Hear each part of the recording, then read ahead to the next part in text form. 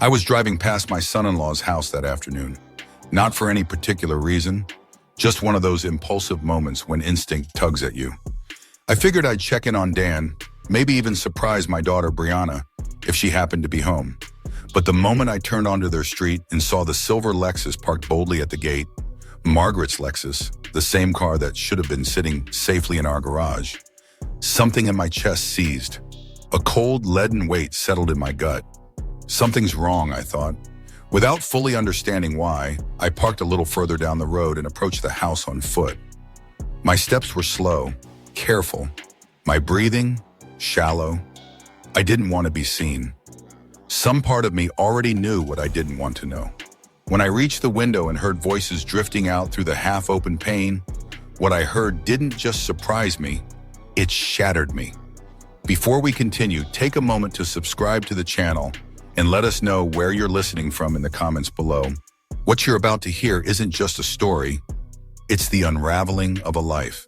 When the old fool finally signs the papers, we'll have everything we planned for. That voice, Margaret's voice, sounded like acid in my veins. So casual, so smug. The woman I had loved, trusted, and built a life with for 25 years, plotting behind my back with my son-in-law. I sat motionless in my car outside Brianna's house, the engine still idling, keys dangling from the ignition. Just 5 minutes earlier, I'd called my daughter, wanting to surprise her with dinner plans. "Sorry, Dad, I'm not home," she'd said, chipper as always. "But Dan's there, working on some case files." And yet, here was Margaret's car, bold as betrayal itself, gleaming in the driveway like it belonged there. I shut off the engine and got out, my legs unsteady beneath me. Step by step, I crept toward the window. Through a sliver in the curtains, the scene inside unfolded like a slow-motion nightmare. Margaret, my wife, reclined on Brianna's couch like it was her throne. Dan stood across from her, that infuriatingly smug look twisting his mouth, leaning casually against the bookshelf. "The timeline's perfect," Dan was saying, his voice sharp, methodical. "File in June, claim irreconcilable differences. Thanks to Iowa's new statutes, Margaret's looking at half of all marital assets. And with the right positioning, spousal support for life." Margaret laughed, that light, artificial laugh I used to find charming, back when I believed it was real. "The construction business alone is worth what, 12 million? She said, swirling her wine glass. "Add in the vacation home, the rental properties, the investments." Dan nodded. "We're looking at close to 20 million. Easy." My hands trembled as I pulled out my phone and hit record. The screen wavered as I raised it, but the audio came through clearly. Dan went on, laying out the treachery like it was just another case brief. "The best part is how trusting he is," he said with a chuckle. "Alan has no clue we've been compiling his entire portfolio. Bank accounts, deeds, business records. It's all copied and documented. Hell, he practically gift-wrapped his empire for us." He gestured to a manila folder on the coffee table. Margaret didn't even look up. She examined her nails, perfectly polished as always, and said, 2 years of playing the doting wife, smiling through those boring construction stories, nodding like I cared every time he stressed about payroll. God, the man actually believes I love him. Snap, a sharp crack under my foot. Just a twig, but it might as well have been a gunshot. Both their heads snapped toward the window, their conversation cut off mid-sentence. They looked like deer caught in headlights. Eyes wide, breath held. "Did you hear that?" Margaret's voice was taut now, no longer smug, but alert, tinged with suspicion. Dan listened for a moment, then waved it off. "Probably just the neighbor's cat," he muttered, trying to sound unconcerned. "You're being paranoid." But it was too late. Everything had changed. "Can you really blame me if Alan finds out before we're ready?" "He won't," Dan scoffed, his voice laced with disdain. The man couldn't spot a conspiracy if it walked up and introduced itself wearing a neon sign. His laughter was sharp, devoid of humor, soaked in arrogance.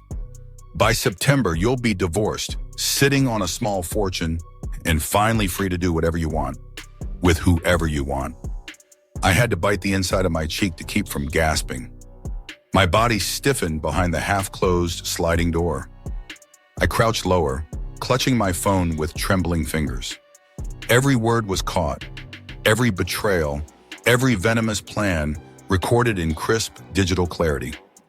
I forced myself to remain still, invisible, until their conversation drifted into mundane small talk. 15 minutes later, I crept back to my car, heart pounding like a war drum, ears ringing with disbelief. Nothing would ever be the same again. In just a quarter of an hour, the foundation of my life, 25 years of marriage, had been obliterated, reduced to a clinical legal strategy, laid out like a business merger between my wife and my son-in-law. I couldn't stop staring at that damn folder on the coffee table. Months of planning had gone into it. Paperwork, strategy, contingencies, a blueprint for destruction. While I had been grinding through 16-hour days, breaking my back to grow a business that would secure our future, they had been meticulously scheming to dismantle it piece by piece. I sat in the driver's seat, hands resting on the steering wheel. Hands that had built a company from the dirt up, that had signed every mortgage, every tuition check. Hands that once cradled Margaret's face when she cried. Hands that had walked her down the aisle, wearing her father's absence like a badge of honor. And now, those same hands were useless, shaking, betrayed. Margaret's voice echoed in my head like a ghost. The man actually believes I love him. The cruelest part? Until just 30 minutes ago, I did. Completely, without doubt, without hesitation. The front door creaked open just as I reached for my keys. Margaret stepped out first, her designer bag swinging at her hip, the image of composed elegance. Dan followed, adjusting his tie with the confidence of someone who's never had to pay the price for betrayal. They weren't expecting to see me.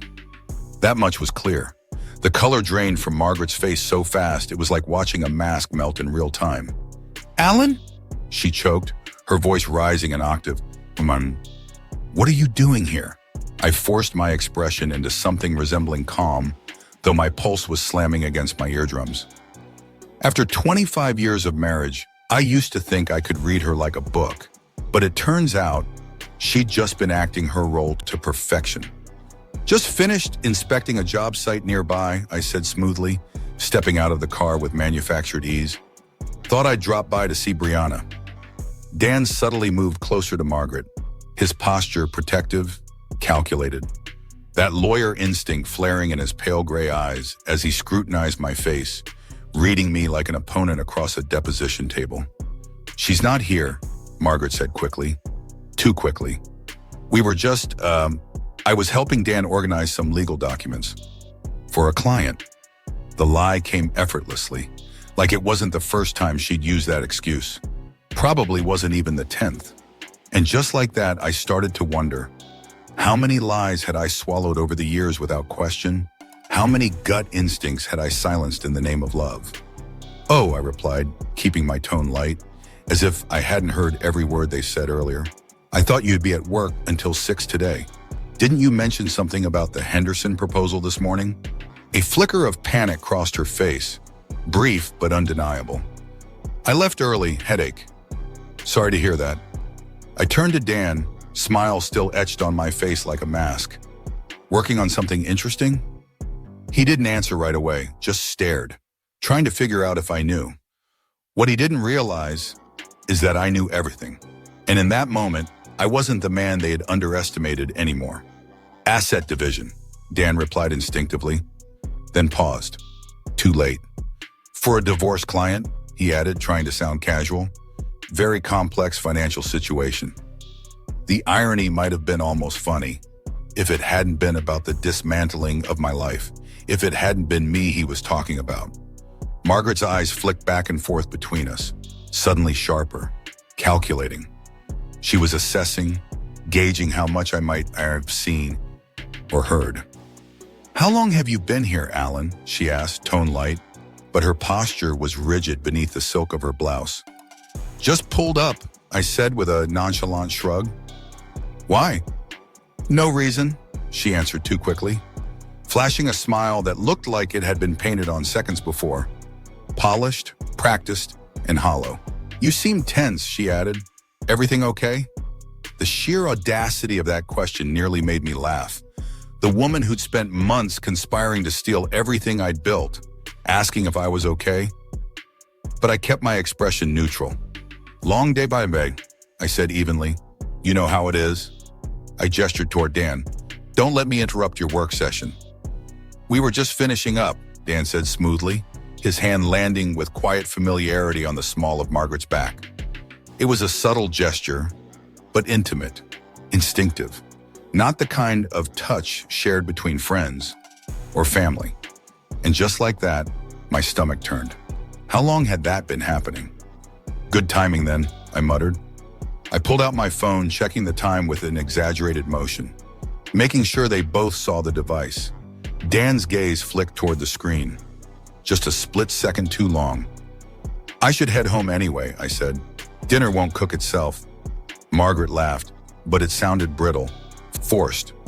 I'll be along shortly, she said. Just need to wrap up a few things here. Take your time. I moved toward my car, opened the driver's door, then paused, like something had just occurred to me. Oh, Margaret, Dr. Patterson's office called. Something about needing to reschedule your physical, conflict with your work schedule, I think. She froze. Not for long, but long enough. Her expression went flat, eyes vacant, with that split-second panic you see when someone realizes they've just been caught in a lie. Then just as quickly, she recovered. Her voice, smooth again. Must be a mix-up, she said. I'll call them later. No worries, these things happen. I climbed into the car and closed the door gently. The thud sounded final. My heart pounded in my chest, but for the first time in over an hour, my hand stayed steady on the wheel. See you both later, I said with a smile that didn't reach my eyes. As I backed out of the driveway, I watched them in the rearview mirror. They remained completely still until my car reached the corner. Then they moved closer together immediately, heads dipping into an urgent, whispered conversation. The choreography of betrayal was complete. A three-way dance of lies, each of us pretending nothing had changed, while everything had. They knew I might have heard something. I knew they were planning to gut me, financially and emotionally.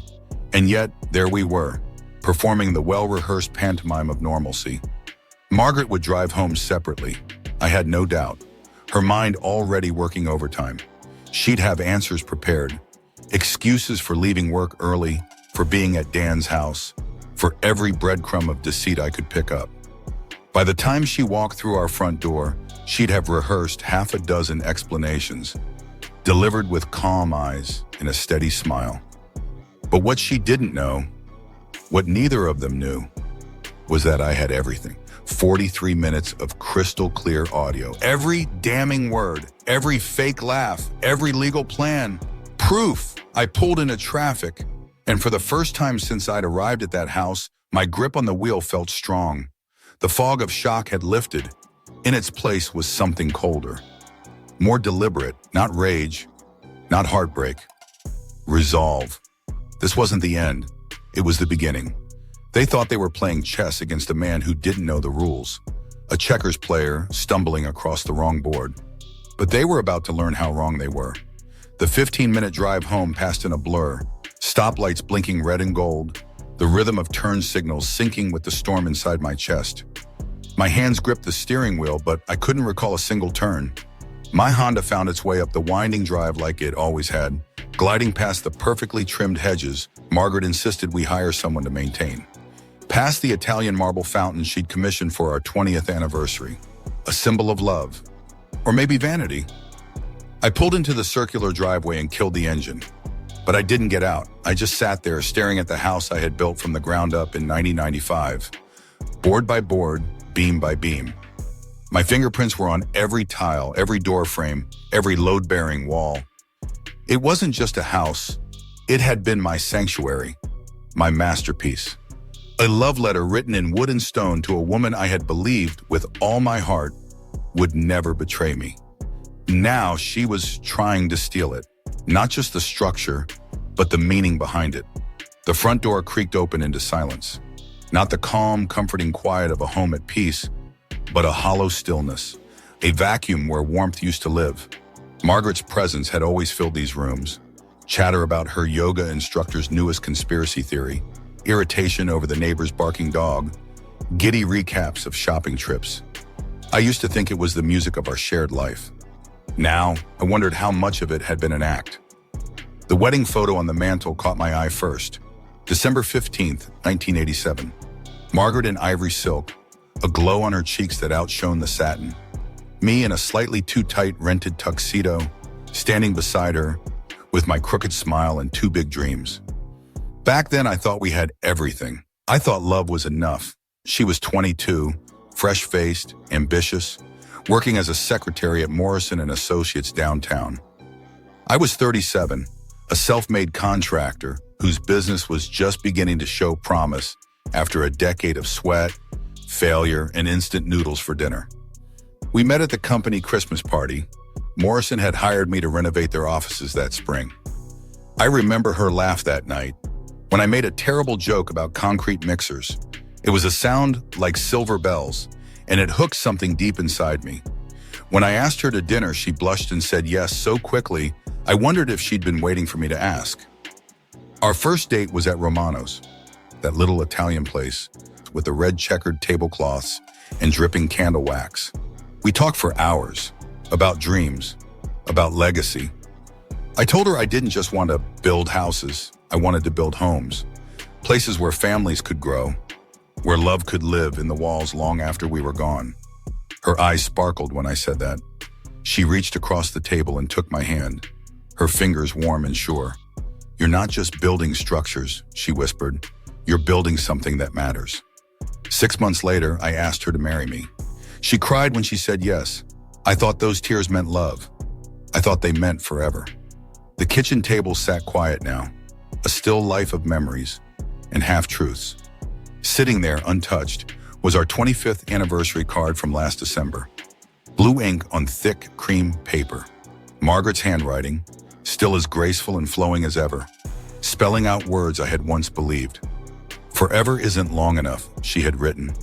But forever, it turns out, had an expiration date. To my wonderful husband, thank you for making all my dreams come true. Here's to 25 more years of happiness. All my love, Margaret. All her love. The words used to fill me with warmth. Now they tasted like ash in my mouth, a cruel echo, a weapon disguised as affection. I placed the card back on the table with care, as though handling something toxic. Then I drifted into the living room, a space layered in decades of memory. My eyes were drawn to the built-in shelves I had handcrafted during Margaret's pregnancy.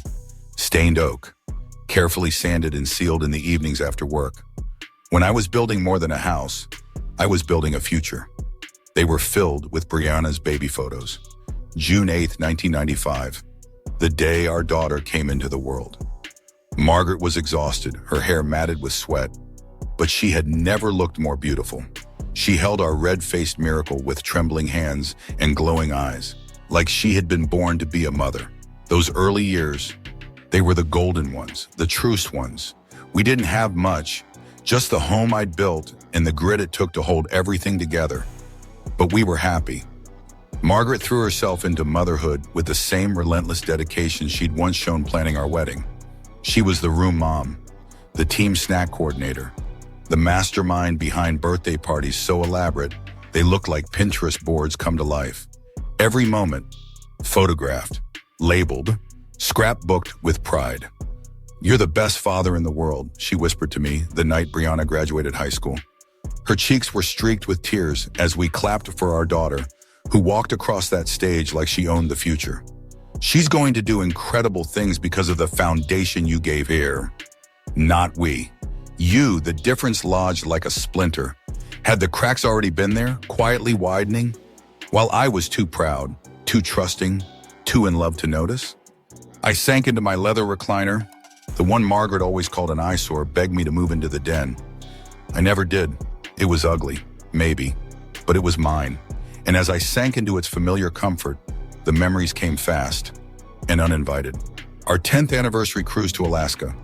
Margaret marveling at the ice-blue glaciers, squealing with delight as a pod of orcas surfaced near the ship. Brianna's college graduation, all three of us crying openly as she accepted her psychology degree. Christmas mornings full of laughter, chaos, wrapping paper blizzards, Margaret orchestrating each holiday like a Broadway show, lights, garlands, themed trees in every room. It took weeks to set up and just one day to tear down. But it made her happy. At least, I thought it did. So when did the gratitude fade? When did "thank you for providing this life" morph into "we deserve more"?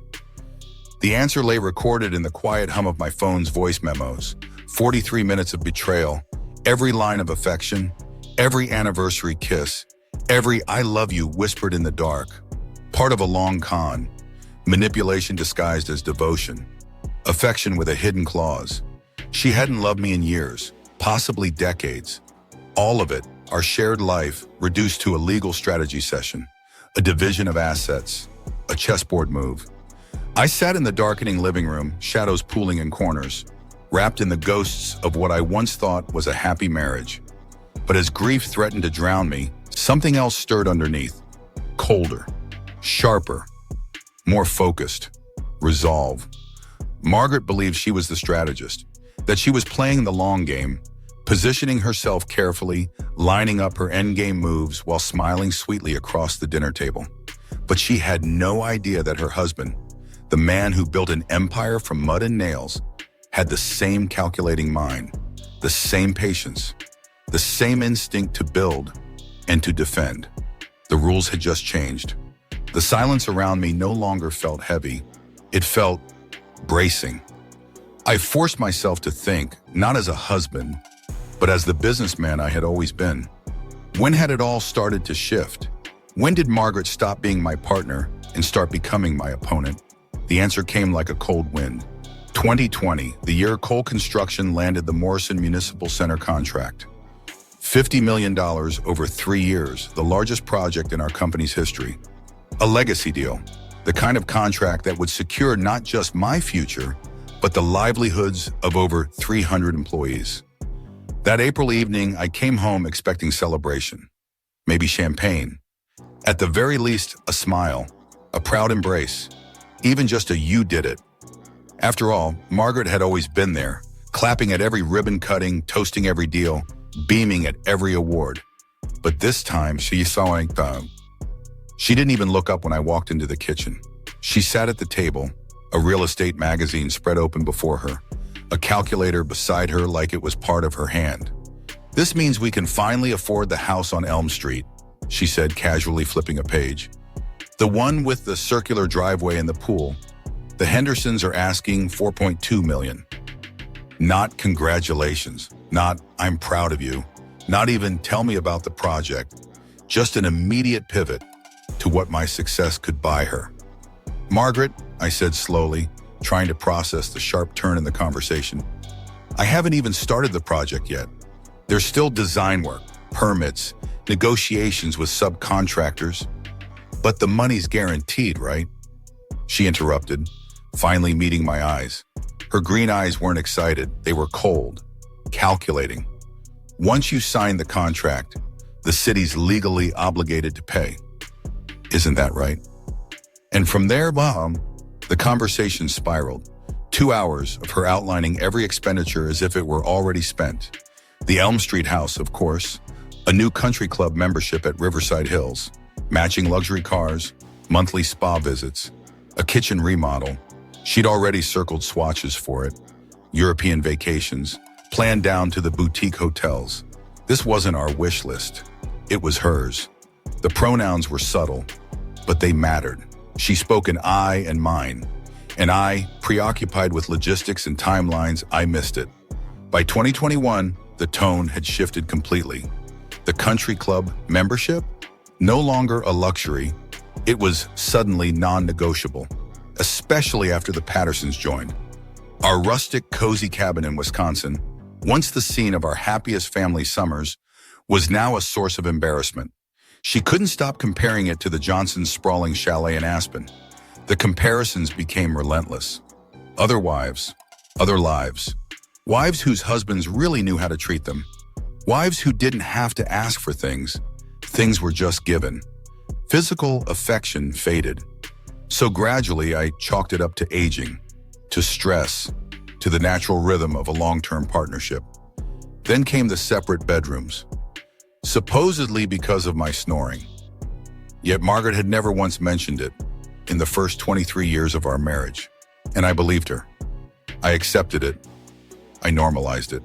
Dinner conversations became one-sided scorecards, a litany of what other families had, what they flaunted, posted, drove, wore. No more talk of the business. No more family conversations. No shared plans. Just prestige. Just comparison. "Did you see Sarah Mitchell's new Mercedes?" she asked one night last fall, cutting into her salmon with surgical precision. Her husband bought it for their anniversary, just because he appreciates everything she's sacrificed for their marriage. Sacrificed, as if decades of luxury, domestic help, spa weekends, and first-class travel had been some kind of burden. As if my 16-hour days and sleepless nights were a selfish pursuit, not the engine that powered the life she so freely consumed. By September of 2023, after Brianna's wedding, a new chapter in Margaret's story began, one she didn't even bother to hide. The friendship with Dan intensified. Late-night phone calls, inside jokes, texts she tilted her phone away to read, and always the same defense. "He's family now. You're being paranoid." But I wasn't. I was watching a 25-year partnership dissolve, not in anger, not in crisis, but in cold, entitled erosion. A slow bleeding away of intimacy, of loyalty, of gratitude. And now, in hindsight, I realize that April evening, the one I thought would be a celebration, that was the beginning of the end, and I didn't even see it. Suddenly, Margaret was fascinated by legal proceedings, not in the casual, detached way someone might chat about a court case, but in a way that felt pointed, overly precise, thinly veiled. She began asking questions about property division, spousal rights, always for a friend, of course. A friend going through something complicated. A friend who might need advice. A friend with a lot to lose. At first, I played along, but the pattern became impossible to ignore. She started taking phone calls that sent her scurrying into the other room. She claimed it was the book club, a volunteer committee. Sometimes she held a glass of wine, like a stage prop, laughing too loudly, like she was trying to sell the scene. But how many of those calls were really strategy sessions with Dan? I reached into my pocket and pulled out my phone, the same phone that now held evidence. I replayed a segment from that afternoon's recording. Dan's voice, smug, certain. We've been documenting his assets for months. And then Margaret's laughter. Light, easy. 25 years of playing the devoted wife. My stomach turned, but not with heartbreak. That part had already passed. This was something colder. And suddenly it all made sense. Her sudden interest in financial reports. The carefully phrased questions about valuations. Her feigned curiosity in year-end numbers. She'd been gathering intel, disguised as support, camouflaged as care. Her insistence on joint accounts while quietly maintaining separate credit lines. That wasn't oversight. It was reconnaissance, a calculated infiltration. All while I worked late into the night, while I missed holidays, while I put her name on deeds she hadn't earned. She'd been studying the empire I built, learning its shape, its weak points, its leverage, all so she could someday claim it as hers. But Margaret made one critical error. She underestimated the man she was betraying. She forgot who I was. The man who built Cole Construction from a single truck, a rusted toolbox, and a $20,000 loan from a reluctant banker. The man who survived 3 recessions, 4 lawsuits, dozens of contracts negotiated down to the penny. The man who didn't just build homes, he built legacies. She thought I was a checkers player. She forgot I play chess. While Margaret spent months sliding her pieces across the board, assuming I was too distracted, too trusting to notice, she missed the most important rule of the game. I had already seen the board, and now it was my turn to move. I stood slowly, rising from the recliner she always said was too ugly for the formal living room. I walked into my home office. 35 years of records lined the custom-built shelves. Another thing Margaret never truly appreciated. tax returns, contracts, deeds, partnership agreements, the documents she believed she was quietly collecting. But what she didn't know was this: the true value wasn't in the paper. It was in what wasn't written. I reached for my phone and scrolled to a name I hadn't called in nearly 8 months. Marcus Webb, my accountant, my longtime friend, the only person alive who knew about the offshore accounts I'd established years ago, not to hide money, but to protect it. Strategic tax optimization? Sure, but now that foresight had become my firewall. It was time to make the call that would change everything. 3 days passed, not in anger, not in panic, but in quiet determination. By the third morning, my office had transformed into a war room. 2 laptops hummed quietly on the solid mahogany desk, the one I built with my own hands 15 years ago. Screens glowed with overlapping browser tabs, bank statements, LLC ownership maps, legal precedent databases. Yellow legal pads covered every surface, each scribbled with ruthless efficiency. Columns labeled assets, weaknesses, timeline, leverage points. I'd shaved carefully that morning, put on my navy suit, the one I usually save for city meetings, slipped on the reading glasses Margaret always said made me look dignified. Strange how quickly grief can calcify into strategy. But I wasn't grieving anymore. I was preparing. Marcus had been more helpful than I dared hope. He'd sent encrypted files, walked me through legal structures Margaret had no idea existed. Layered trusts, asset protection clauses, silent partners who owed me favors, tools I had quietly built, not just to grow wealth, but to protect it. And now, for the first time in weeks, I allowed myself a slow, deliberate smile. Margaret thought she was playing a game. She had no idea she was walking into a war. 3 offshore accounts I'd established years ago, each set up for legitimate tax optimization, stood untouched, invisible to any eye but mine, fully documented, entirely legal, and nestled within jurisdictions so complex, even skilled auditors would need weeks to unravel them. Invisible to anyone without forensic accounting training and a determined subpoena. Margaret's amateur reconnaissance hadn't even come close. She'd spent the past year cataloging what she could see: the vacation homes, the brokerage statements, the trust documents, all the visible parts of the kingdom. But the crown jewels, they'd remained hidden in plain sight, locked behind layers of legal architecture she didn't even know existed. She was playing house with monopoly money, while the real currency lay buried beneath years of silent preparation. Still, I'll give her this. Margaret had been busy too. The digital footprint she left behind, astonishing, in both audacity and stupidity. Her credit card statements read like a poorly written suspense novel, one she never expected anyone else to read. But I had read every line, twice. $47,000, unauthorized transfers, over 8 months, funneled into a joint savings account I'd never opened. And then the name appeared. The beneficiary, Daniel Thompson. My jaw locked. Cold fury settled behind my ribs, like ice expanding in stone. So, they hadn't just been lovers. They were co-conspirators, business partners in betrayal. The financial alignment between them predated any whispered affair, any staged argument.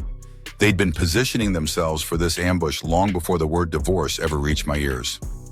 Luxury lunches at Riverside Country Club, $300 spa treatments, designer shoes that always coincided with her so-called book club meetings. Every swipe of her card was another stitch in the tapestry of a life she was planning, without me. And then, the final insult. An Hermes handbag, the 8th in a series, purchased last Tuesday. The same Tuesday, she stood in our kitchen complaining that organic avocados had gone up by 60 cents. Her deception wasn't just personal, it was theatrical, elaborate, as if the universe were daring me to catch him. And I had. But the true revelation? It didn't come from Margaret. It came from Dan. His vulnerabilities proved far more useful than hers. My contacts in the construction world had no shortage of gossip about Davenport's most ambitious, most ostentatious attorney. The man plotting to bankrupt me was quietly drowning in his own financial quicksand. $180,000 in student loan debt, an $8,500 a month office lease, chosen not for function but for image. Floor-to-ceiling windows, leather furniture, marble reception, all designed to impress, bleeding him dry. He wore the suit of a man in control, but underneath the tailoring was a desperate accountant juggling overdue invoices. Jim Morrison from Morrison Concrete had been especially candid over morning coffee. Thompson Sharp, he said, knows how to twist a contract in his favor, but he's got champagne taste on a beer budget, owes 3 of my subs almost 25 grand, always says payment's coming next week, then ghosts. And then came the kicker. The ethics complaints. The State Bar Association's website left a quiet trail of smoke behind Dan's polished exterior.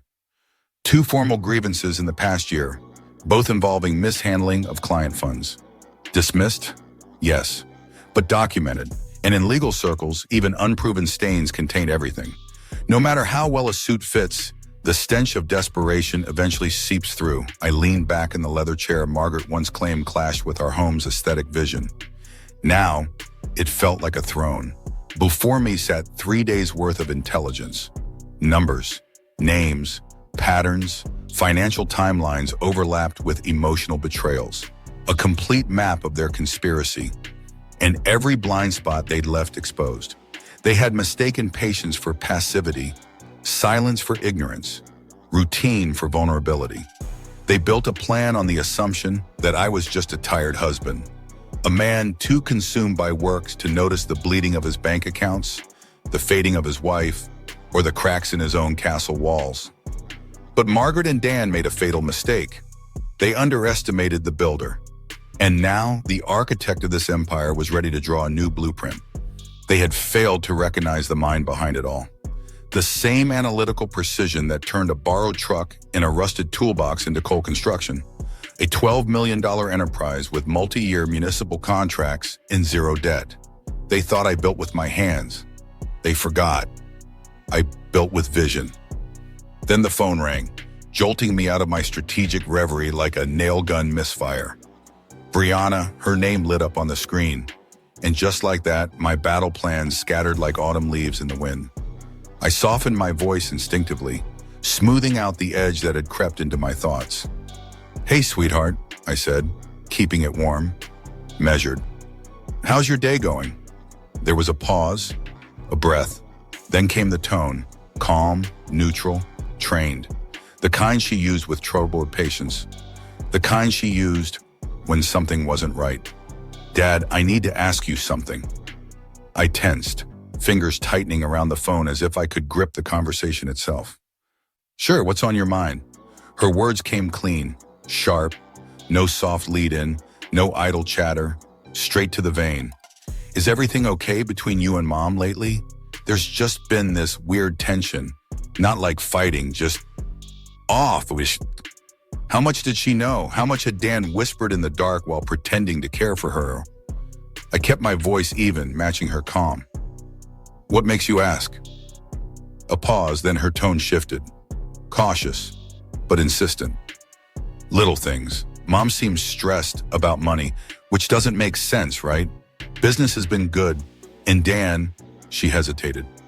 "Dan keeps asking me questions about your company, weird ones, like how partnerships work, who controls which accounts. It's subtle, but it feels like they're fishing for something.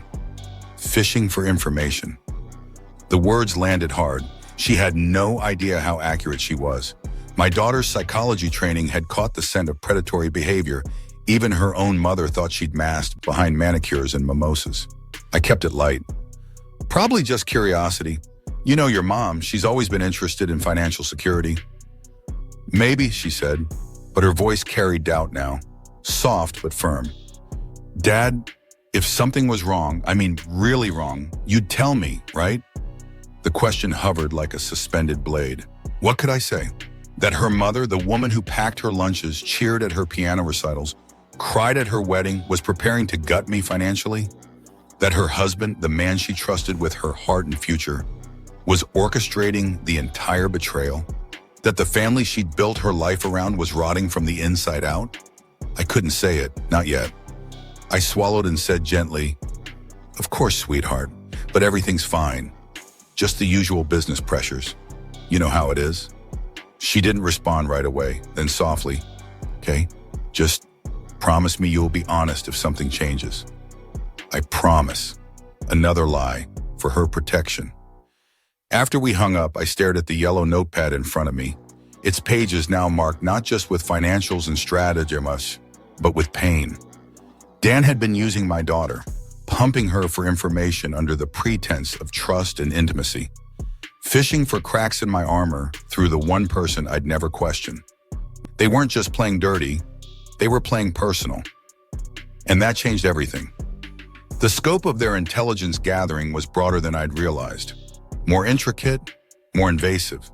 But now, Pashayim, I had clarity. They'd spent months mining for information. Now it was time to feed them exactly what I wanted them to find. I was still digesting Brianna's warning, Dan's subtle expedition through her, the questions about asset structures, the feigned curiosity cloaked in marital intimacy, when the secure line rang. Sarah Chin, 12 years of loyalty, precision, discretion, the kind of accountant who caught things before I even knew to look. Her voice came through with its usual crisp professional cadence, but beneath it, a thread of gravity I hadn't heard before. "Alan, I've got the asset protection documents ready for signature." She paused, carefully. "When you mentioned it updating your estate planning, I took the liberty of researching optimal structures for high liability contingencies." Another pause. "But this isn't about estate planning, is it?" "How perceptive of you, Sarah. 28 years in forensic accounting teaches you to read between the lines, to listen not just to what's said, but to what's not." And right now, Sarah was hearing an entire story between my words. Should I ask what kind of threat we're protecting against? I didn't hesitate. "The domestic variety," I said quietly. Her silence said more than sympathy ever could. She knew the battlefield. She'd handled 3 asset shielding cases for members of my own construction crews, foremen blindsided by bitter spouses and ruthless attorneys. She knew what a financial ambush looked like. "I'll have everything filed by noon," she said. "Once executed, your business holdings will be fully insulated from any personal legal action. Whoever's planning to take a run at your personal finances won't even see the real money." By 10 o'clock a.m., I was Amen. I was across town, seated in the high-ceilinged executive conference room at First National Bank. Tom Bradley, president of the bank, my golf partner for 15 years, a man who understood loyalty and discretion, poured the coffee himself as I laid the documents across the polished mahogany table. "Account security review," I said, sliding over the files. "I want every joint access point verified and temporarily frozen pending identity confirmation." Tom looked up, brows lifting as he flipped through the list. "This is comprehensive, Alan. Every joint account, every line of credit, even the household utilities and automatic payment systems." "Every single one," I said, my voice flat. He hesitated. Old school banker decorum wrestling with personal curiosity. "May I ask?" "You may not." But I smiled as I said it. That made it palatable. Tom set the papers down, adjusting his tie, slowly, thoughtfully. "How long do you want the security holds in place?" "Effective immediately. Double verification protocol, photo ID, in-person confirmation, secondary documentation for any access. No exceptions." He nodded, but he didn't move yet. He studied my face like he was lining up a difficult putt. "This is going to inconvenience Margaret significantly." I didn't blink. "I'm counting on it." At exactly 11:47 a.m., the holds went live. Every joint account, flagged, locked behind a wall of security procedures. Notifications dispatched immediately. Photo ID required. In-person visits. No exceptions. Just as Margaret sat down for her weekly lunch at Riverside Country Club, white wine in hand, laughter echoing off stucco walls with 3 other construction wives, I imagined her phone buzzing in that quilted leather handbag. The 8th one this year. She'd glance down, frown. One message from the bank, then another. Then a third. I could almost see the smile fade from her face. And I didn't feel guilt. I felt resolve. You wanted to see what power looked like, Margaret? You're about to get a front row seat. Under 12:03 p.m. My phone buzzed. First decline transaction. I was in my office reviewing bids for the new Westbrook Medical Center when the alert flashed across the screen. Margaret's card declined at Riverside Country Club. The moment I'd anticipated, the first ripple of disruption, the beginning of consequences. 12:50 p.m. Her name lit up my phone. I let it ring twice, not too long, just enough to suggest I wasn't glued to the screen. Just enough time for her panic to build. "Alan, something's wrong with our accounts," she said, breath tight. My card was declined at lunch, and when I called the bank, they said there's some kind of security hold. "Do you know anything about this?" Her voice was composed but strained, porcelain starting to crack. No mention of the joint account with Dan Thompson's name. No mention of the $47,000 that had quietly disappeared. No apology, no explanation. Just polished, practiced innocence. "Security hold," I repeated, keeping my tone flat. "That sounds serious. Did they say what triggered it?" "Something about verifying identity and access permissions. It's embarrassing, Alan. I'm sitting here with Linda and Susan and Janet, and I can't even pay for my own lunch." There it was. Her distress was real. But not because the conspiracy was unraveling. Not because she'd been caught. It was because she'd been publicly humiliated. Because her image, the one so carefully maintained among the wives of Davenport's construction elite, had cracked. Right there, under the fluorescent lights. Over a lunch bill she couldn't pay. After 25 years of marriage, I knew exactly what Margaret valued. "I'll call Tom Bradley immediately," I said smoothly. "We'll get this sorted out." But I didn't call Tom. Instead, I grabbed my hard hat, got in the truck, and drove out to the construction site, where my crew was pouring foundation under the August sun. The rhythmic grind of concrete mixers, shouted instructions, the scent of rebar and earth. It grounded me. This was real work, honest work. Everything else? Theater. My phone vibrated through the afternoon with increasingly frantic messages. "Margaret, 1:47 p.m. Still can't access any accounts. This is ridiculous, Margaret." 2:23 p.m. Tom Bradley's secretary says he's in meetings all day. What kind of bank president is too busy for his best customers? Margaret, 3:15 p.m.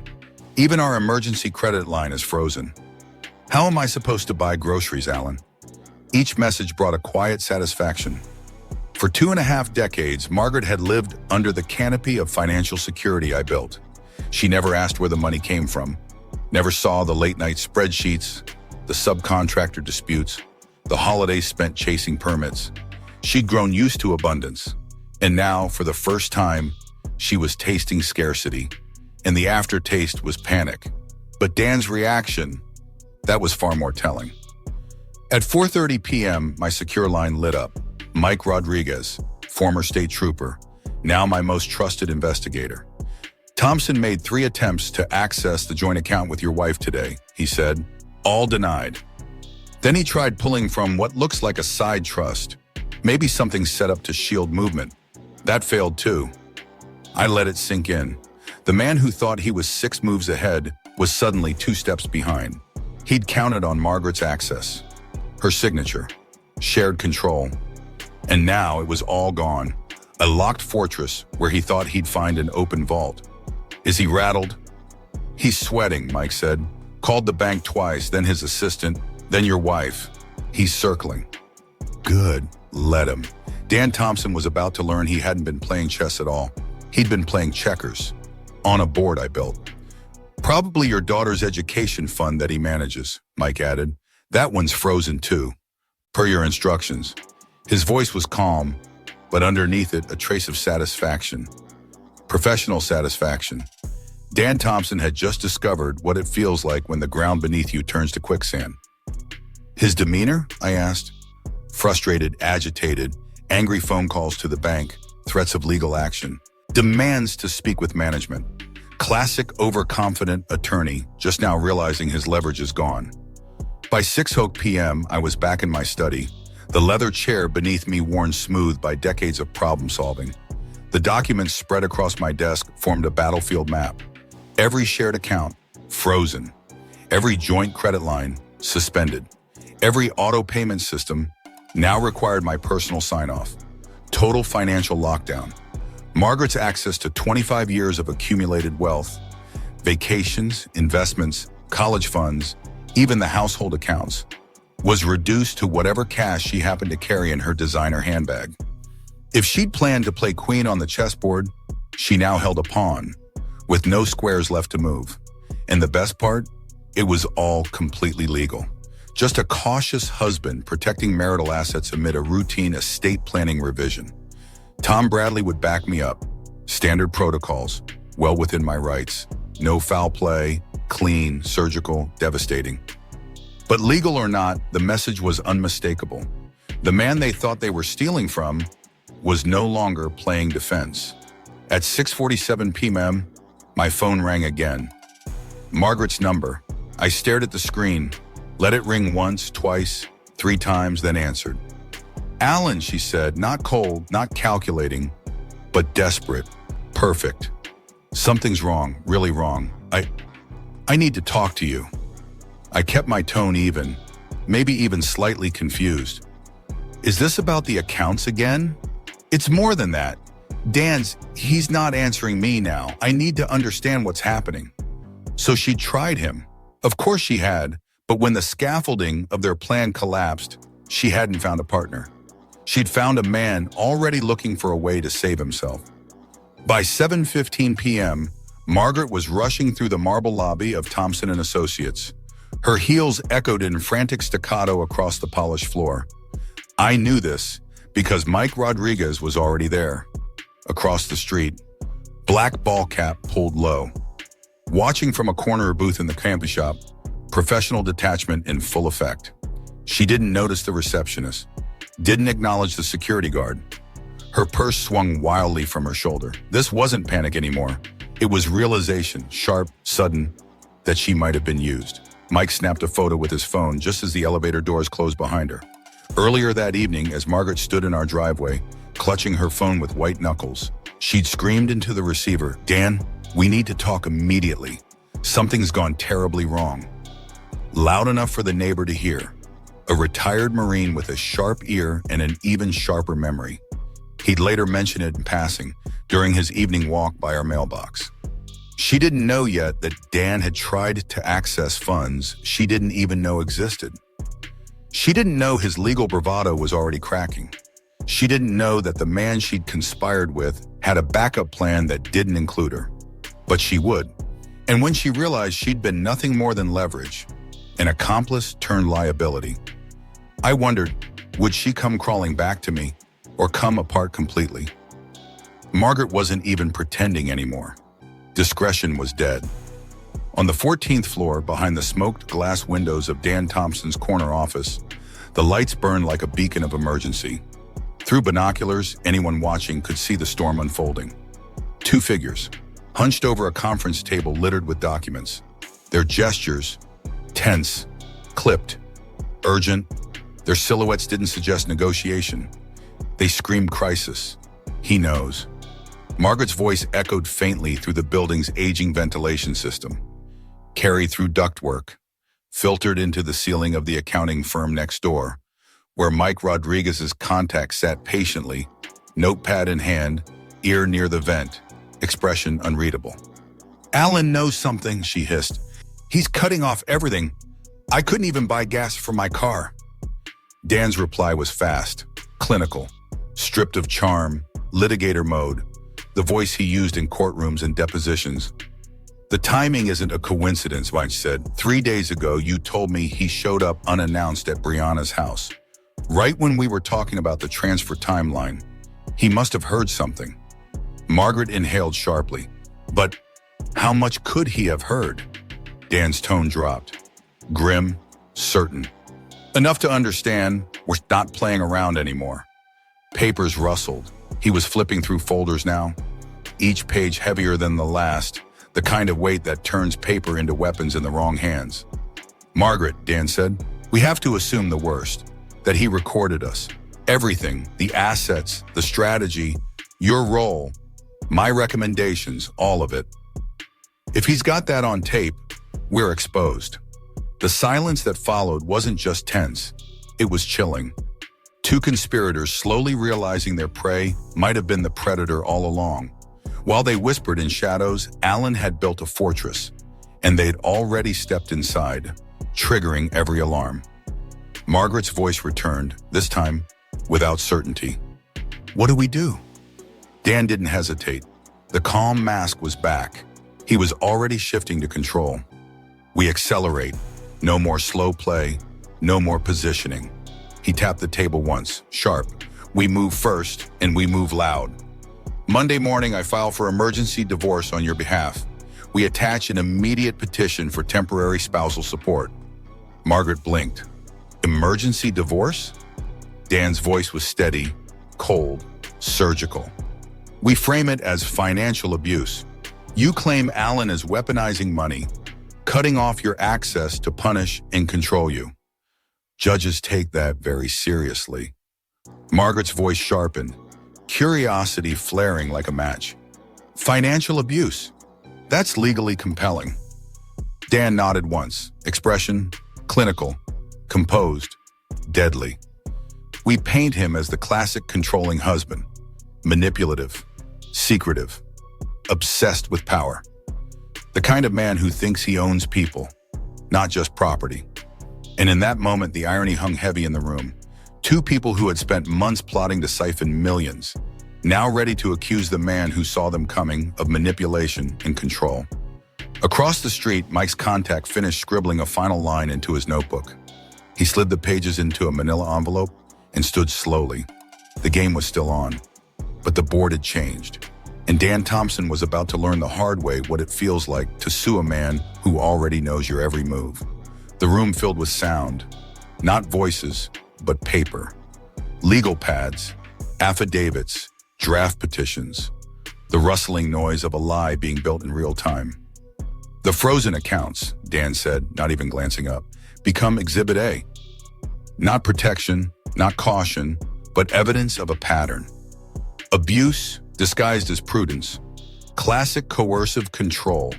He tapped his pen once. The sound was sharp, intentional.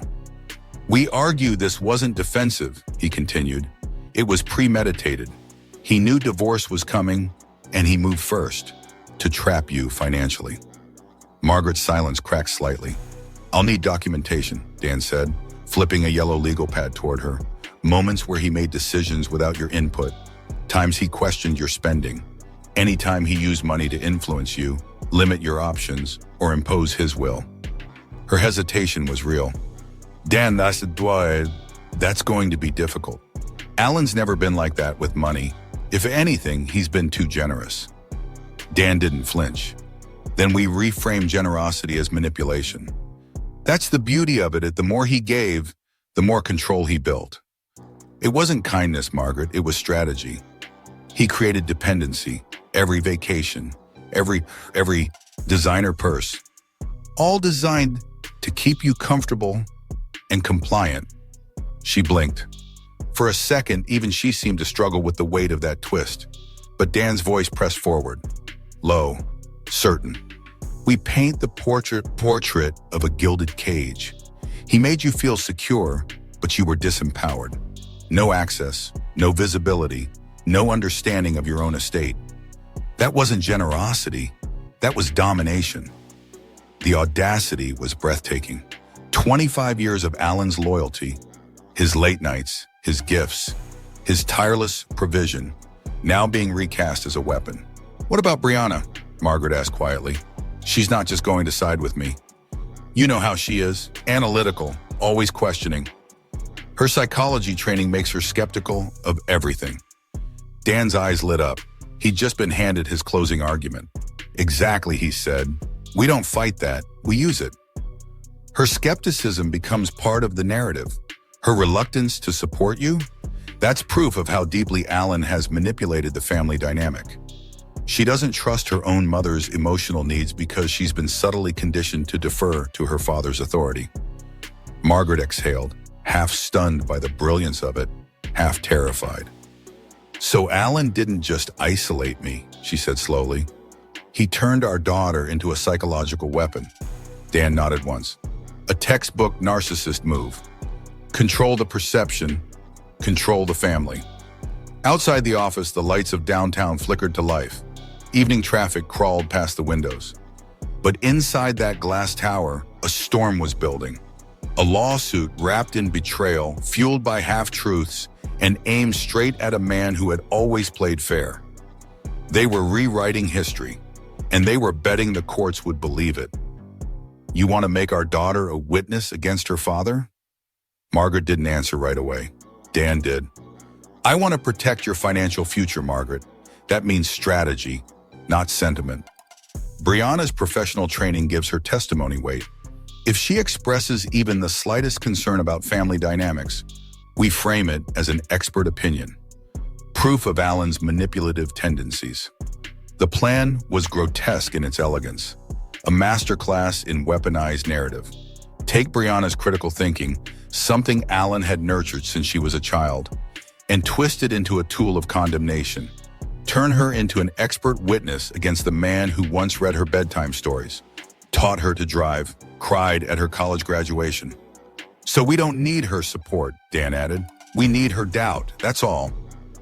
One question about her father's behavior, one moment of hesitation, that gives us the thread. And we spin the rest." Margaret crossed her arms. Doubt flickered in her eyes, but Dan was already outlining the next phase. Monday morning, and he said, "We file for emergency restraining orders. We claim he's hiding assets, threatening your stability. We demand exclusive occupancy of the house, emergency spousal support, $15,000 a month minimum, and a court order freezing all financial activity." He flipped the page with grim finality. "By Wednesday, we position him as an abusive husband who requires court supervision. A man who uses money as a weapon, a risk to his wife, a danger to the emotional well-being of his family." He looked up, eyes sharp, unblinking. "And if he pushes back, we escalate. Harassment charges if he contacts you. Stalking allegations if he investigates us. Emotional abuse if he even questions your version of events." He leaned in, voice low and certain. "That's the brilliance of domestic abuse law, Margaret.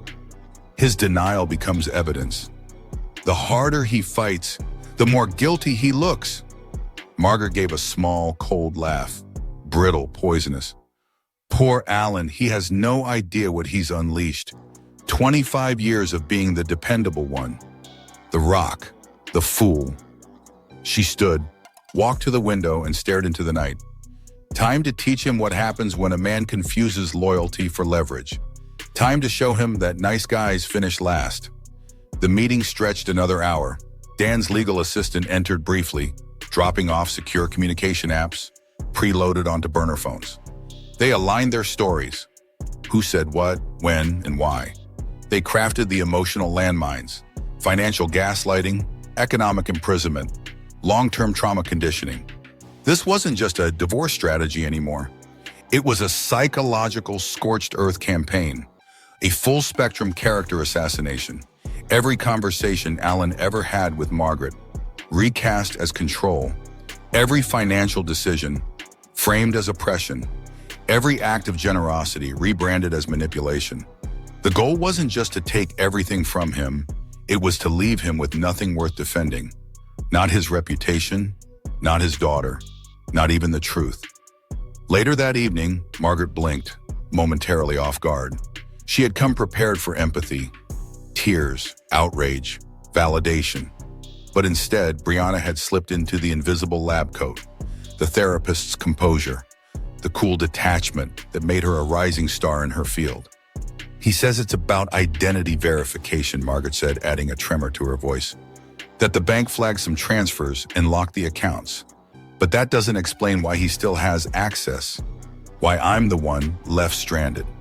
Brianna nodded slowly, hands wrapped around her coffee cup. "And what transfers were flagged?" Margaret hesitated, just long enough. "I don't know, he didn't say." Brianna's voice softened, curious but professional. Did you move any large sums recently?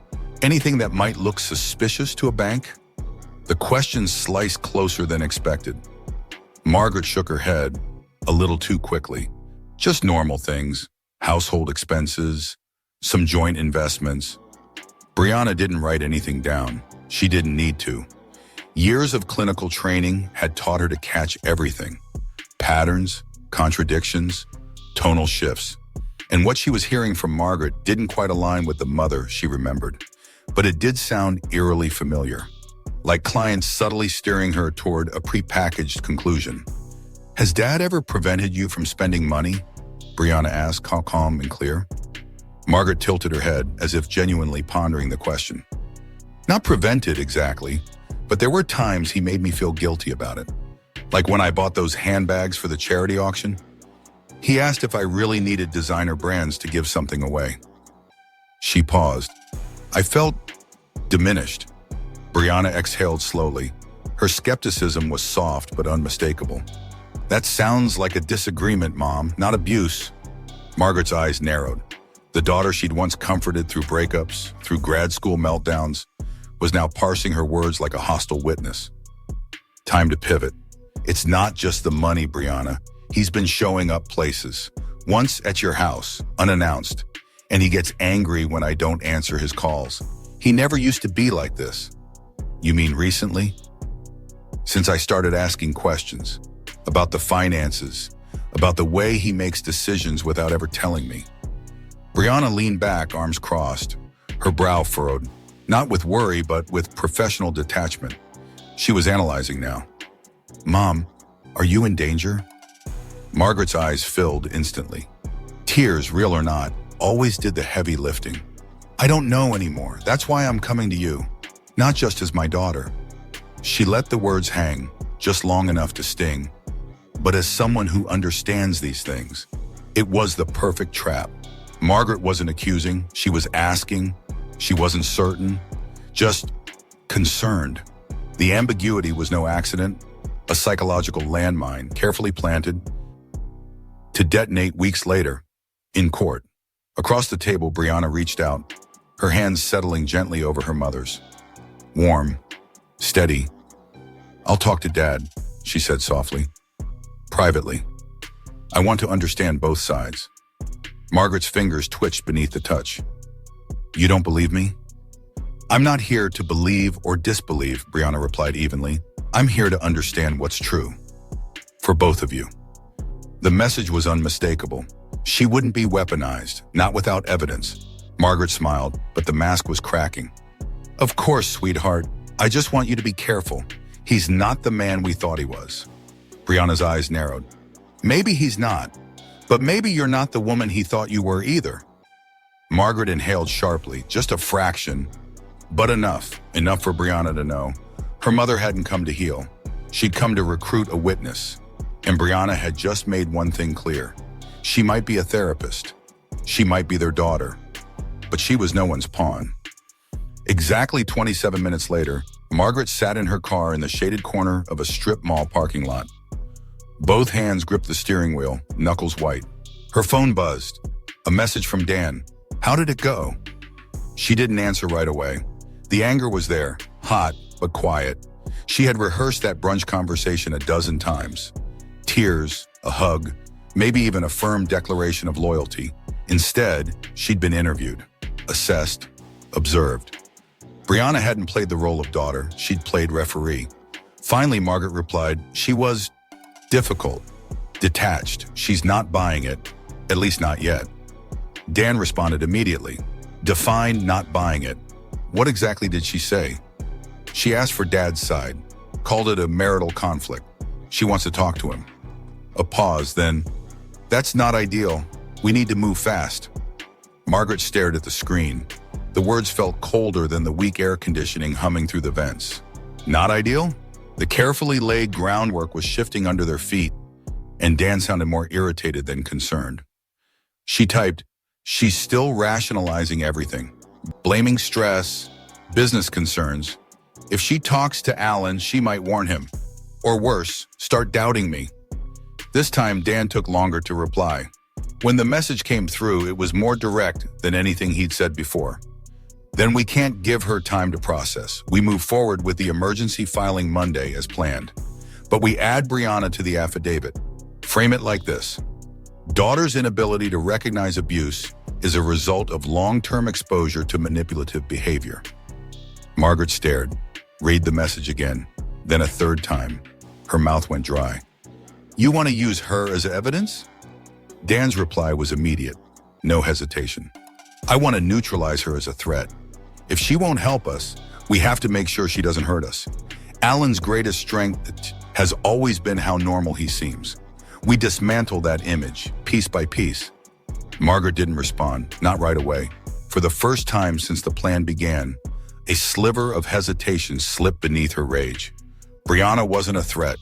She was her daughter. And using her daughter's silence as proof of manipulation felt wrong, but wrong didn't win court cases. Wrong didn't protect estates. And Margaret had already passed the point of no return. After a long breath in, she typed, "Fine, just be careful how you write it. She's still my daughter." Dan replied with a thumbs up emoji, nothing more. Margaret dropped her phone into her bag and stared out the windshield at nothing at all. She had gone to Calf Luna to turn a daughter into an ally. Instead, she might have to turn her into collateral damage. The voice on the other end of the line was polite, precise, trained not to react, no matter how serious the allegation. Ethics Division, California State Bar. How may I help you? I introduced myself using a neutral alias, Cole Legal Liaison. Nothing traceable to Alan directly. I explained that our company was performing due diligence on potential legal partners and had uncovered troubling patterns in Daniel Thompson's handling of subcontractor payments on the Mitchell development case. Then I dropped the numbers. 2,300 in outstanding payments to 3 subcontractors. Electrical, plumbing, and roofing. All documented, all traceable to trust account mismanagement. There was a pause, the kind of pause that means someone just started taking notes. Do you have written statements? I do. Signed, dated, with a full timeline, payment promises, missed deadlines. Each contractor was told the funds were still pending or tied up in litigation. I paused, but court documents show Thompson had already been paid in full by his client. Another pause, longer this time. Are you willing to forward that documentation to our investigative division? I smiled without meaning to. Already done. I gave them the secure link. Files uploaded, time-stamped, and ready. The agent's voice shifted, a shade more serious now. Thank you. This will be added to the active case file. You may have just significantly influenced the outcome of the hearing. I hung up with a slow exhale. Thompson thought he was launching a character assassination. But I had just turned his professional reputation into a liability. If the state bar suspended his license, or even just issued a formal censure, his legal leverage would vanish. Margaret's savior would become radioactive. By 3 p.m., Maya Rodriguez sent over the surveillance footage from Thompson and Associates the night before. Grainy, time-stamped, but clear enough. 2 figures, in crisis mode, under fluorescent lights. Documents spread across a table. Animated gestures, raised voices. I didn't need audio. I already knew what they were plotting. What they didn't know, what they couldn't know, was that the rules had changed. They thought I was still reacting, still flinching from betrayal. But I wasn't playing defense anymore. I was writing the script. And Dan Thompson, Esquerandé, was about to find out what happens when you go to war with a man who builds empires from blueprints and buries enemies beneath the foundation. When Brianna stepped into the lobby, her heels echoed against the polished concrete like a countdown. She wasn't here as a daughter, not yet. She was here as a professional, an observer, trying to reconcile the man she'd admired her entire life with the accusations her mother had hurled like weapons dressed as words. Reception recognized her immediately and buzzed me without hesitation. I was already standing when she entered. Not smiling, not bracing, just waiting. Hi, Dad. It was the first time in days she'd said it without hesitation. Come in, I said, voice even. I gestured toward the leather chairs by the window. She took the one nearest the corner, eyes scanning the office the way a trained therapist does, noting the order, the framed project plans on the wall, the absence of clutter, no signs of a man unraveling, no chaos, only control. And that, in its own way, was unsettling. "I've been thinking a lot," she began, folding her hands in her lap like she was opening a session, trying to stay neutral, objective, but everything Mom said, it doesn't add up. I didn't interrupt. "She wanted me to label you as abusive, as controlling. But every time I tried to apply the DSM framework, it fell apart. The evidence wasn't there." She paused, eyes narrowing. "So I did what you always taught me to do. I looked deeper." I exhaled, slow, steady. "What did you find?" "Patterns," she said, "timing, behavior shifts that didn't match your decisions, but hers. Asset withdrawal starting in February, private meetings with Dan Thompson, and then a sudden urgent victim narrative. The moment you acted to protect the accounts." She reached into her bag and pulled out a folder. My folder. The one I'd quietly sent her 2 nights ago through encrypted email. Account records, surveillance summaries, phone logs, everything. "I cross-checked it all," she said, "and then I called Steve Chen." That caught me off guard, barely, but enough for her to see it. He told me everything. The way Dan took his money, the excuses, the lies. "Dad, Dan Thompson is being investigated for trust violations. Did you file that complaint?" I met her gaze. "I did." She nodded slowly. "And Mom?" "She's in deeper than she understands," I said. "She thinks this is a game of manipulation, leverage. But this," I gestured toward the folder, toward the building, toward the life I'd built over 25 years. "This isn't a game." Brianna leaned back, arms crossed. "I think she wanted me to validate her story, because she knew I'd be the only person you'd never fight." There was pain in her voice now. Real pain. "She tried to turn me into a weapon." "She underestimated you," I said softly. Silence stretched between us. Then she asked, "What happens now?" I stood, walked to the sideboard, poured 2 glasses of water, and handed her one. "Now," I said, "we protect what's real. The truth, the company, the legacy, and when Margaret and Dan try to drag this into court, they'll find themselves under oath. Cross-examined, subpoenaed, exposed." Brianna's voice was quiet but firm. "I want to testify if it comes to that." I paused. "Are you sure?" She looked up at me with clear, unwavering eyes. "I'm done being neutral. She weaponized my profession. He weaponized the law. You're the only one who didn't ask me to choose. That's how I know who's telling the truth." For the first time in days, I let my guard down. Just a little. We sat in silence, father and daughter. Warriors now on the same side of a battle neither of us had wanted, but both were ready to win. I hesitated, not because I didn't trust her, but because I knew what came next would change everything. "Are you sure you want to see this, Brianna?" I asked quietly. "I need to," she said. "Not as your daughter, as someone trying to understand the truth." I reached into the drawer and pulled out the red folder, the same one that had sat unopened on my desk for 3 days, waiting for the right moment. I slid it across to her. "This is everything," I said. "Phone logs, bank transfers, surveillance photos, and transcripts. Recordings I didn't want to make, but had to. Once I realized what your mother and Dan were planning." She opened the folder slowly, flipping past the first few pages. Her eyes scanned the documents with clinical precision. Dates, names, amounts. The focus of a trained mind refusing to be swayed by emotion. When she reached the transcript, the conversation between Margaret and Dan, recorded the night they outlined their legal ambush, her hand froze. She read in silence. 10 seconds, 30, a full minute. Then she set the folder down, shut it carefully, and exhaled through her nose. "This isn't just manipulation," she said, voice low. "It's premeditated character assassination. Weaponizing domestic violence laws to seize assets and isolate you socially." "I know," I said. "They're building a false narrative, and they're counting on your credentials to validate it." Brianna looked up at me, fury just beginning to crack through her professional mask. She used our relationship.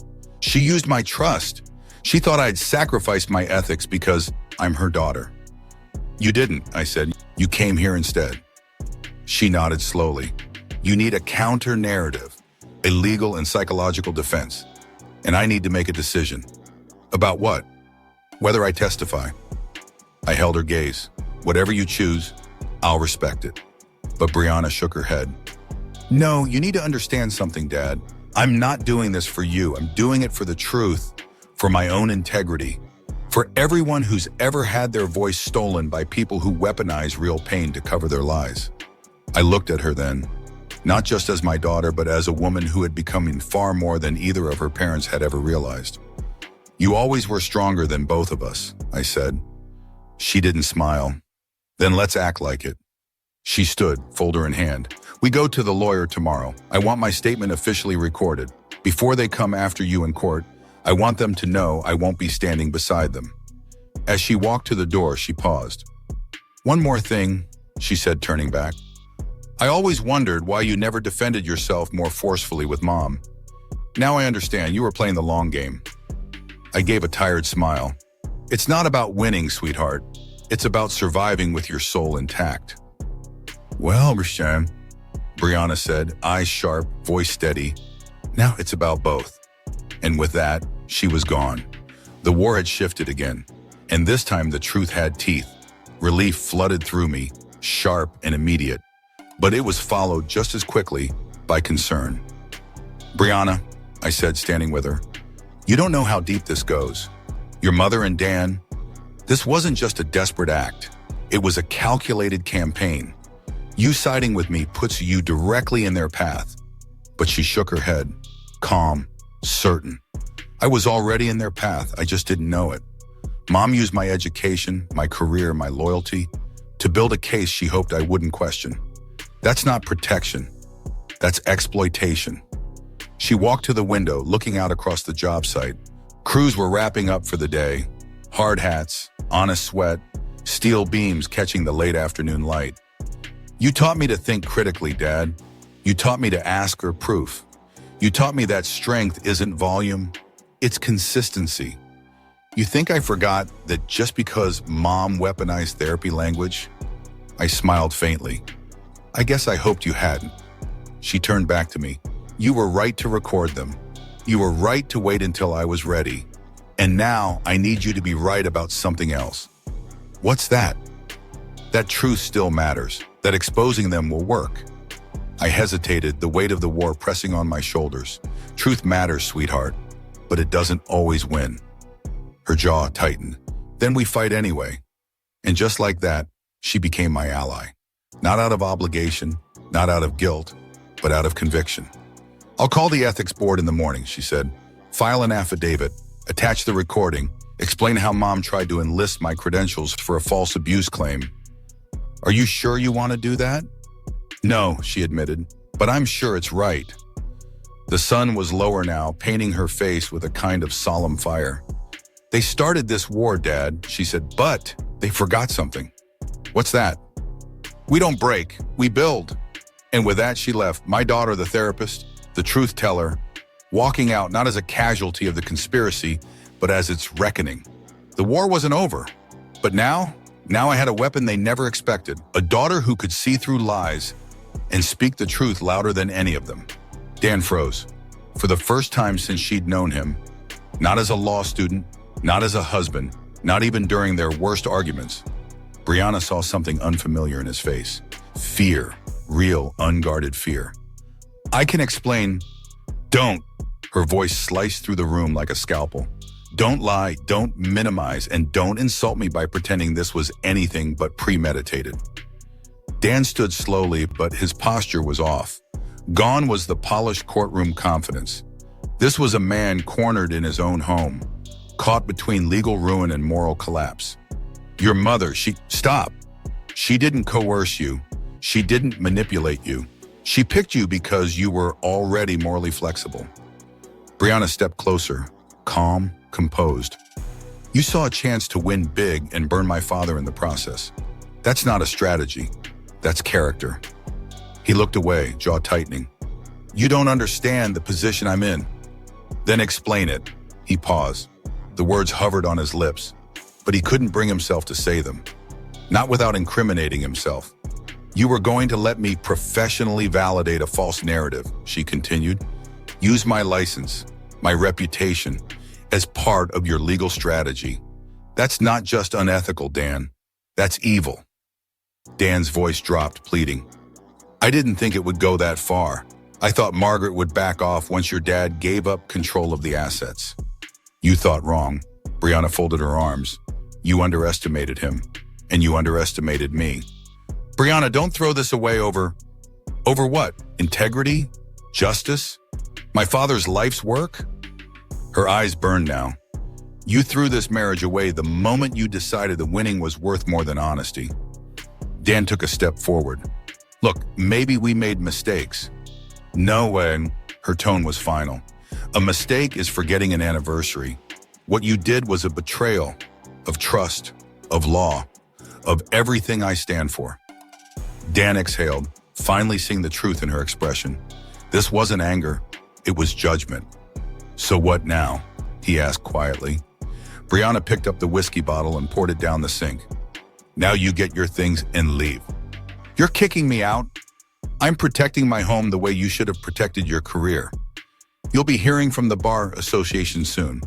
And if they ask me to testify, she met his gaze. I will tell them everything. Dan didn't argue. He just stood there, stunned and silent, as the life he'd constructed, deals, deception, alliances, began to collapse around him. Brianna turned and walked down the hallway to the bedroom. Not because she couldn't bear to watch him go, but because she had no interest in watching someone who never deserved her begin to lose everything he thought he could keep. The war had taken a toll, but in this house, truth had won. By the time I stepped into that boardroom, word had already begun to circulate, not through press releases or public accusations, but through quiet conversations. The kind men like me had built their reputations on over decades, respectfully, discreetly, unshakably. Tom Bradley's handshake lingered a second longer than usual.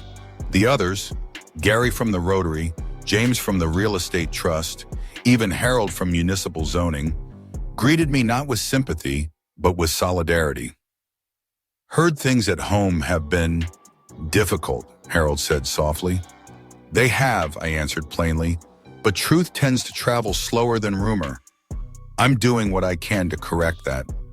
No one pressed. They didn't need to. In a room full of men who'd weathered economic collapses, political upheavals, and personal losses, they understood the value of letting a man restore his name with dignity. That night, I received 4 calls, each from a colleague who'd once worked with Dan Thompson, each politely expressing regret that they'd have to reevaluate future business relationships with his firm. The strategy was working.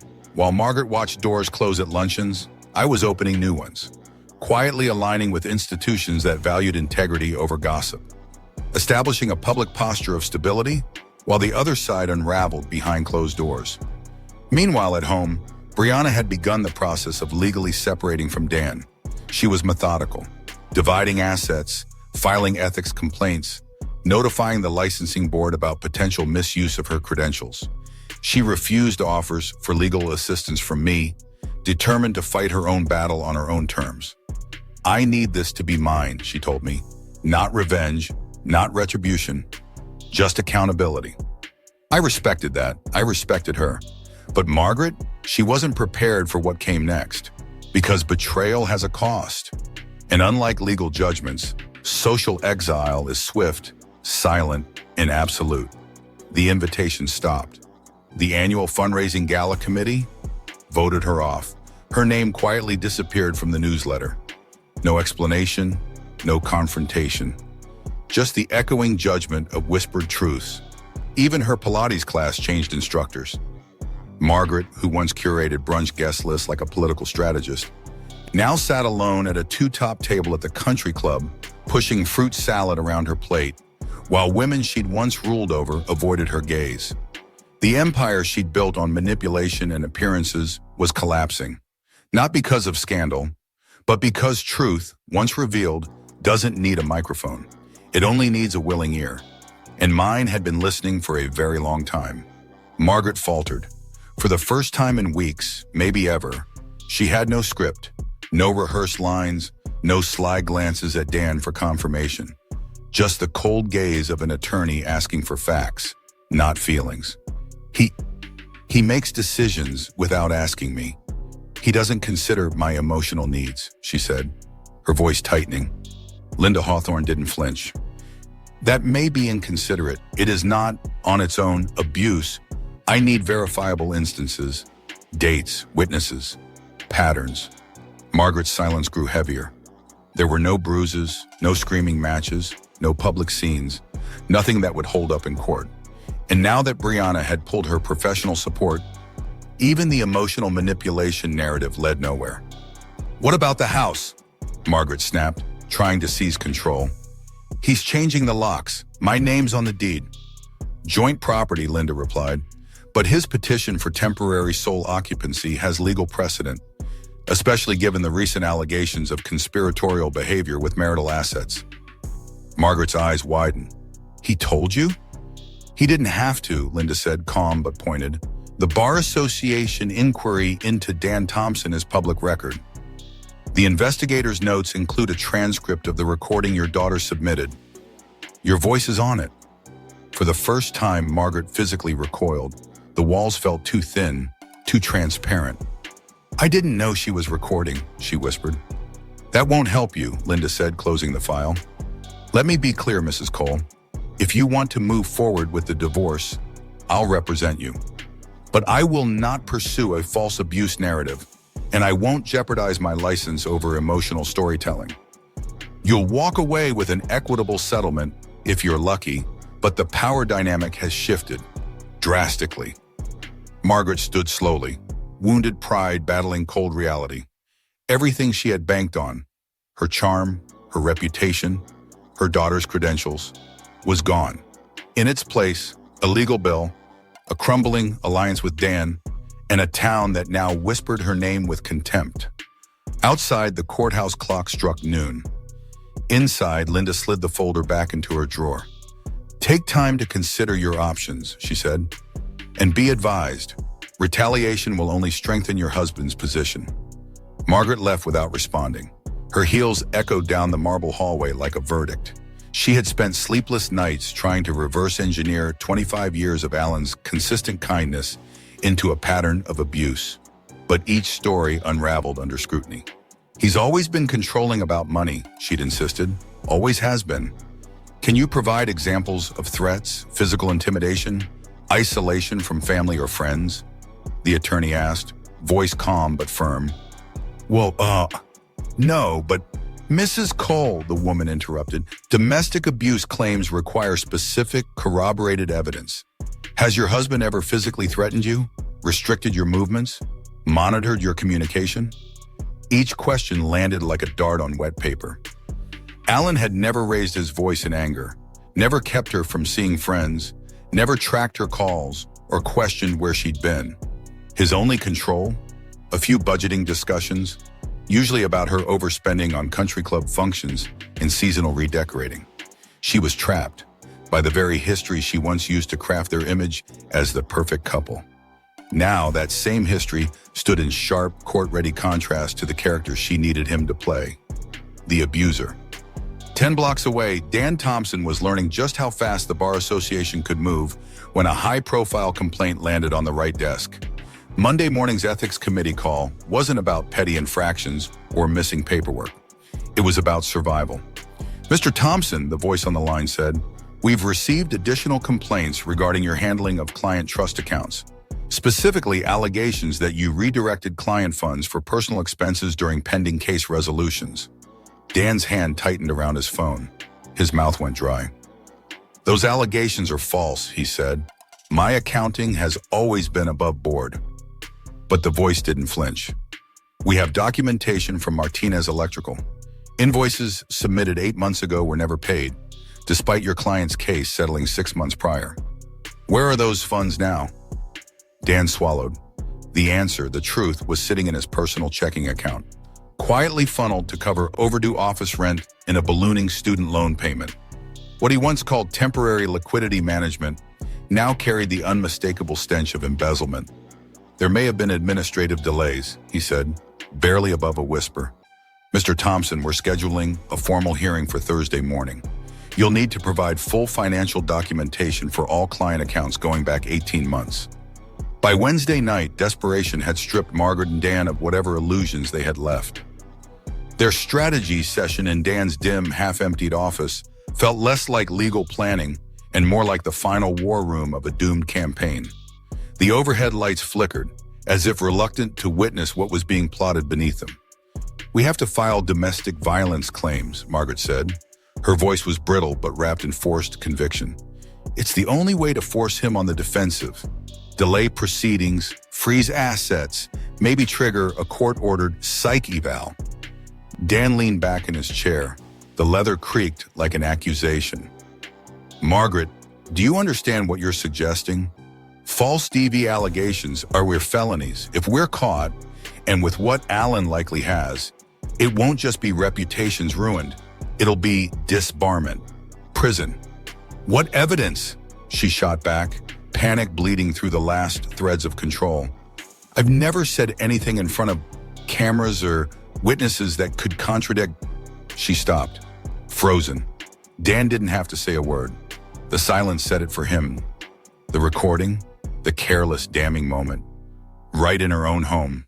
Her voice, her words, the entire strategy, laid out with Dan at her side like co-conspirators in a bank robbery they'd convinced themselves no one would ever catch. That moment had started the avalanche, and now it was far too late to outrun it. "The recording proves we were planning financial strategy, not documenting abuse," Margaret said, voice low but urgent. "So we reframe it. Your legal expertise, my testimony as a victim. We shape the narrative around long-term emotional manipulation and financial control." Dan stared at her from across the battered conference table. 6 months ago, she'd been a restless housewife, drifting between charity committees and cosmetic appointments, secretly yearning for rebellion.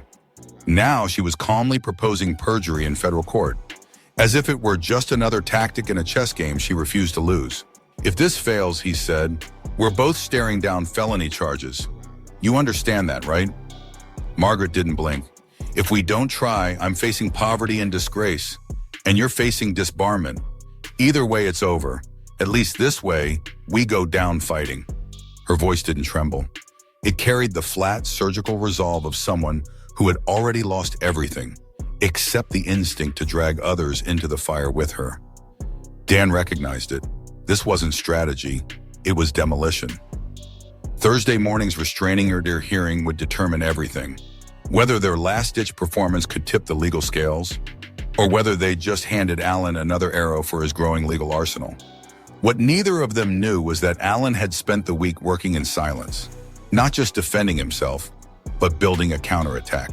Every call traced, every whispered conversation documented, every inconsistency logged, with dates, names, and evidence.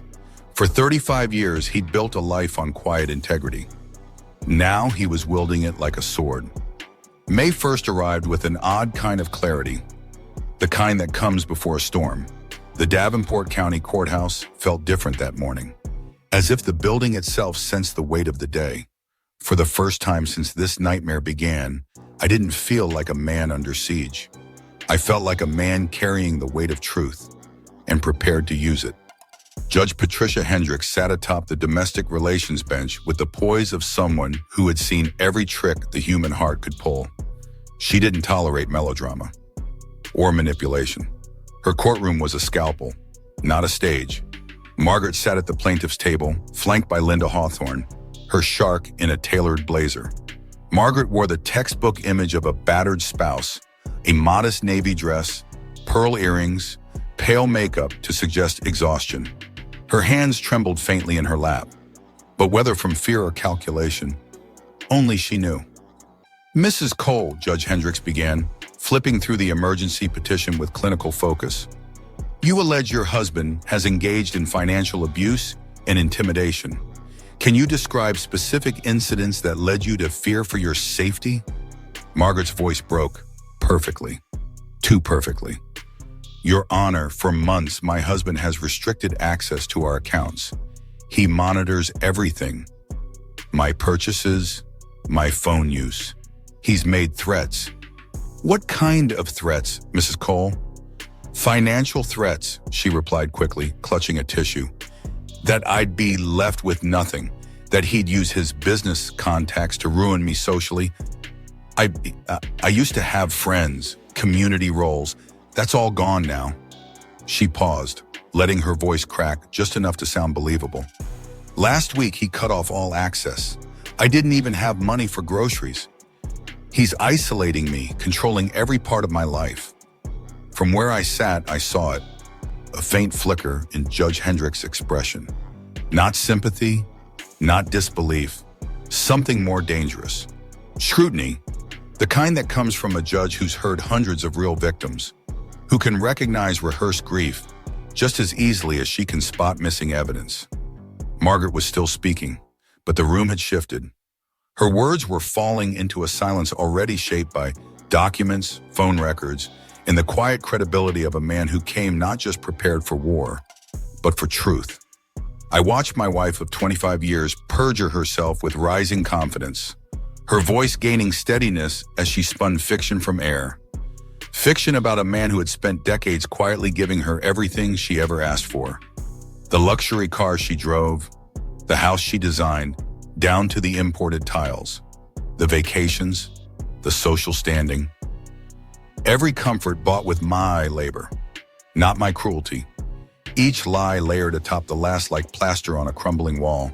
She'd built an illusion of abuse, subtle, insidious, but without a shred of truth. And illusions don't survive the weight of reality forever. Judge Hendricks closed the file and turned. Her eyes were sharp, surgical. Does the defendant wish to respond? James Morrison rose slowly beside me, a man who'd spent 30 years in the legal system without ever once needing to lie to win. His calm was sharper than any accusation. Your Honor, he said, voice even and deliberate, we have clear evidence that Mrs. Cole's claims are not only false, but part of a deliberate conspiracy to defraud Mr. Cole of his marital assets. The courtroom hushed. Judge Hendricks raised an eyebrow. That's a serious allegation, counselor. James nodded. We have an audio recording, obtained legally, of Mrs. Cole and her co-conspirator, Mr. Daniel Thompson, planning this exact strategy 6 weeks ago. It includes their discussions about fabricating abuse claims, manipulating court proceedings, and orchestrating a false narrative for personal gain. Margaret's face turned the color of ash. Her composure shattered in an instant. Linda Hawthorne, her once impenetrable attorney, leaned in and whispered, sharp, urgent, but it was clear. The ground beneath them was collapsing. We'd like to present Exhibit A, James continued, already connecting his phone to the courtroom's audio system. A beat of silence. Then Margaret's voice filled the chamber, amplified and inescapable. When the old fool finally signs the papers, we'll have everything we planned for. Gasps echoed through the courtroom gallery. The audio played on, uninterrupted, for 43 damning minutes. Margaret's voice, mocking and gleeful, described my routines, my trust, my blind spots. Dan's voice layered on strategy, how to manipulate the court, how to frame the abuse narrative, how to use our daughter Brianna's credentials as a psychologist to bolster the lie. The man actually believes I love him, Margaret said, her laugh cold and dismissive. That line cut deepest, not because it was shocking, but because, in some quiet part of me, I had. Across the aisle, the false narrative she'd crafted so carefully, the trembling voice, the calculated distress, the fragile appearance, crumbled under the weight of her own recorded contempt. When the final line played, Dan suggesting they target my friends to create social pressure, Judge Hendricks lifted a hand. That's enough. She turned toward Margaret. Mrs. Cole, do you have any response to this evidence? Margaret opened her mouth. No sound came out. Her lips moved. Her eyes darted to Linda.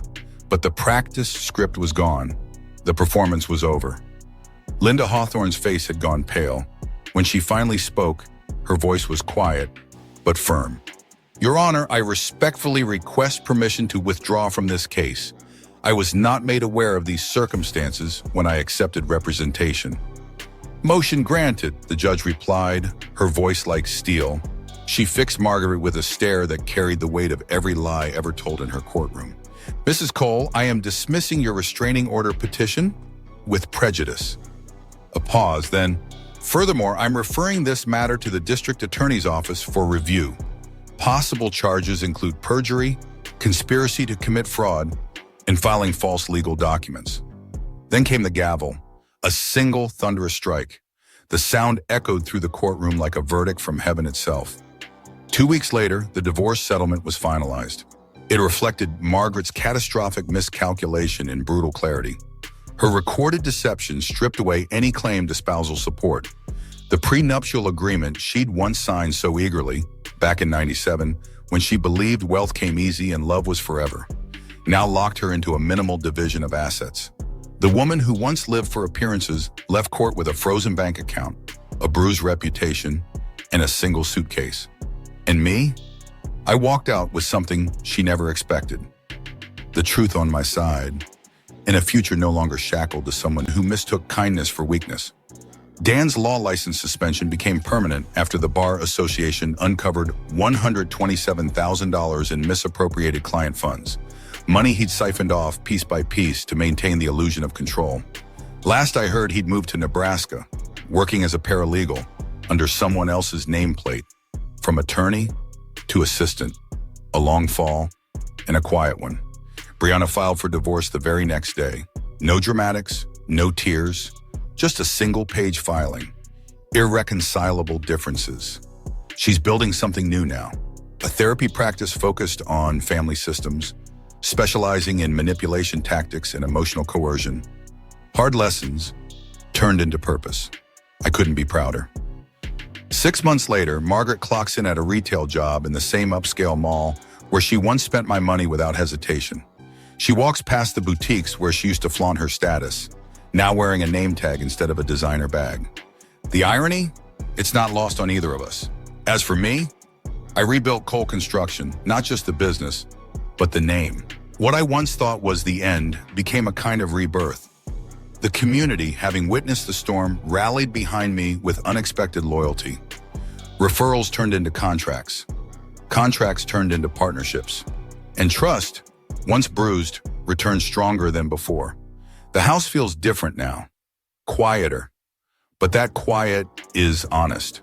No more rehearsed dinner conversations. No more affection measured out like currency. Just the sound of rain on the windows I installed with my own hands. In a home that finally feels like mine again. Not just legally, but spiritually. Margaret had been right about one thing. I did believe she loved me. And maybe that was my greatest mistake. Or maybe it was just my most human one. But now I understand the difference between love freely given and love performed to extract something in return. If you found meaning in this story, please like the video, subscribe to the channel, and share your thoughts in the comments below. To listen to the next story, just click the box on the left. Thank you for watching.